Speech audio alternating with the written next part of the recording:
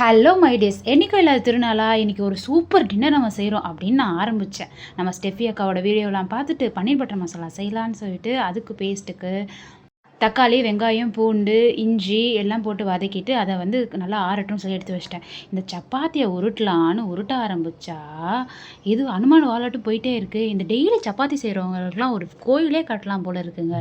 தேய்க்கிறது, உருட்டுறது, எடுத்து வைக்கிறது, அதை போட்டு எடுக்கிறதுன்னு எவ்வளோ வேலை. இந்த கலவரத்துலேயும் உனக்கு ஒரு கிளுகிளுப்பு கேட்குது அப்படின்ற மாதிரி நான் செஞ்சது தான் இந்த ஆலு பராத்தா.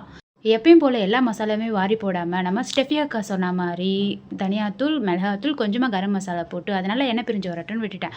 அதிலே சைட் பை சைடு நம்ம வந்து சப்பாத்தி சுடுறோம் அப்படின்னு சொல்லிட்டு கையிலே எடுத்து போட்டுட்டு இருந்தேன். டெய்லி சப்பாத்தி செய்கிறவங்க கூட இப்படி செய்ய மாட்டாங்க. ஆனால் எனக்கு வந்த கொழுப்பு பார்த்தீங்களா? சரி, இதுவும் எண்ணெய் பிரிஞ்சு வந்துச்சு. அதில் கட் பண்ணி வச்ச பன்னீரை போட்டு பேரே பன்னீர் பட்டர் மசாலா எக்ஸ்ட்ராவாக ஒரு கியூப் பட்டரையும் போட்டுட்டு இப்போ ஆலு பரோட்டாவை நான் வந்து பொரிச்சு எடுக்கலான்னு வந்துட்டேன். பொரிச்சு எடுக்கிறதா இல்லை சுட்டு எடுக்கிறது. எடுத்து முடிச்சுட்டு பிளேட்டிங் பண்ணி பார்த்தா அடாடா, இதுக்கு தான் 1 மணி நேரமாக கஷ்டப்பட்டோமா. ஆனால் சாப்பிட்றது என்னமோ 10 நிமிஷங்க.